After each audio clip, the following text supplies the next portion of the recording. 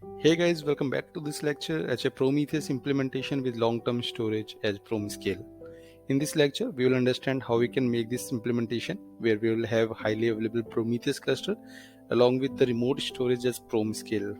Guys, PromiScale is one of the implementation where it gives you the flexibility of timescale DB and PostgreSQL to store your time series data. So whatever data you are scraping in Prometheus, you can store that in PromiScale very easily. It gives you scalability that you do not get in the default storage which comes with Prometheus. Okay, so on the screen you are seeing here we have two Prometheus running in parallel. Both are running in a cluster fashion where one is primary and the other is secondary. So these are just names which we have given them. If you are noticing it, both the Prometheus instances are basically scraping the same target here. So what do I want to show here is that when we are talking about highly available Prometheus, what do we mean by that? We mean if one of the Prometheus instance goes down, then our monitoring system should be up always, right? So there could be different implementation that you can set up in your environment. One is where you can deploy two Prometheus instances. Both are running in different instances, maybe in different region, maybe in different VPC. So there could be different arrangements, but both will be scraping the same targets every time, right? So what will happen if in any case one Prometheus goes down, your second Prometheus will always be up and it will keep on monitoring your systems and your monitoring system will be highly available.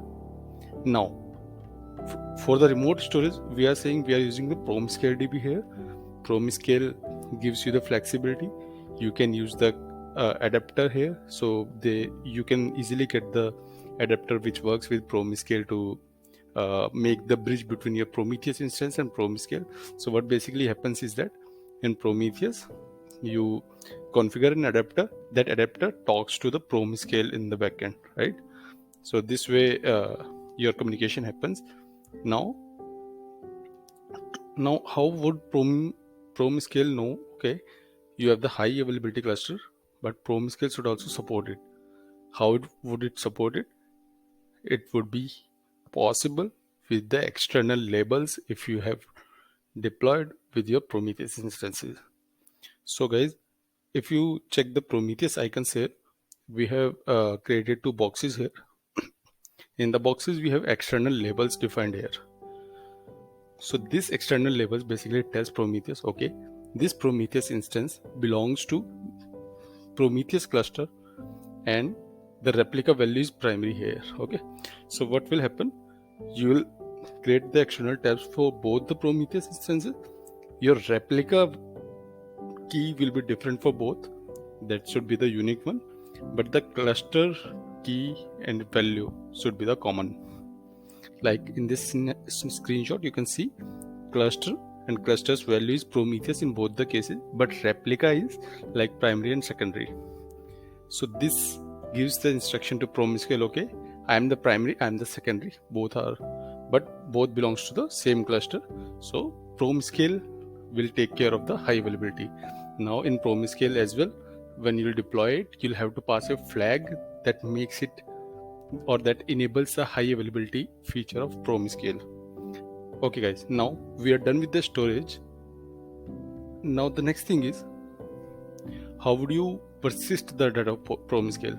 So if we talk about the basic implementation, or in most of the organizations, what they do, they are running the DB in your EC2 instance or maybe in container itself where they are storing the data locally. But what happens if your instance is down where your PromiScale is running? So in that case, your storage will be at risk. So to avoid that situation, what you can do, you can store the data or you can persist the data of PromiScale over in remote storage again, like EFS file system. If we take an example of AWS, right? So what you'll do, you'll mount the PromiScale to a particular directory where your EFS is mounted. So that way PromiScale will write the data directly to the EFS. So in any case, if your PromiScale instance goes down, your data will be stored in EFS. You can mount it anywhere you want in the future and your data will be there. Okay, now comes to the alert manager. Okay, we have implemented Prometheus, we have done the remote storage. Now comes the alerting part. So now the question rises, we have two Prometheus instances. That means we should receive two notification. Or how do I make the alert manager more available, high available, right? So what again we can do, we can use two alert managers that are running in parallel, and both the alert managers are in contact with both the Prometheus. Okay, now let's say Prometheus primary goes down. In that case, your Prometheus secondary will send the notification to both the alert managers. Now how does alert manager knows, okay, I'm getting two notification from both the Prometheus instance, how many notification or how many emails I should send to user or the end user? So guys, this is the feature that has been provided by alert manager. You can deploy the alert manager in mesh network where they can communicate with each other and they track the record. Okay, if the notifications are coming from Prometheus, they need to deduplicate the notification and they will be sending the single email to the user, so that you can get from the mesh network implementation in alert manager. Okay, now here comes, okay, we have deployed Prometheus. Now how would I visualize the data that is in Prometheus? So guys, like Grafana gives you the data source as Prometheus, you can connect Prometheus as well from the Grafana. You can directly read the data from Prometheus in Grafana. You can visualize, you can create as many as graph you want. Okay, so guys, this was about this implementation. I hope you were able to understand the basic. In the upcoming lectures, we will see its implementation as well. So keep tuned and I'll see you in the next lecture. Thank you.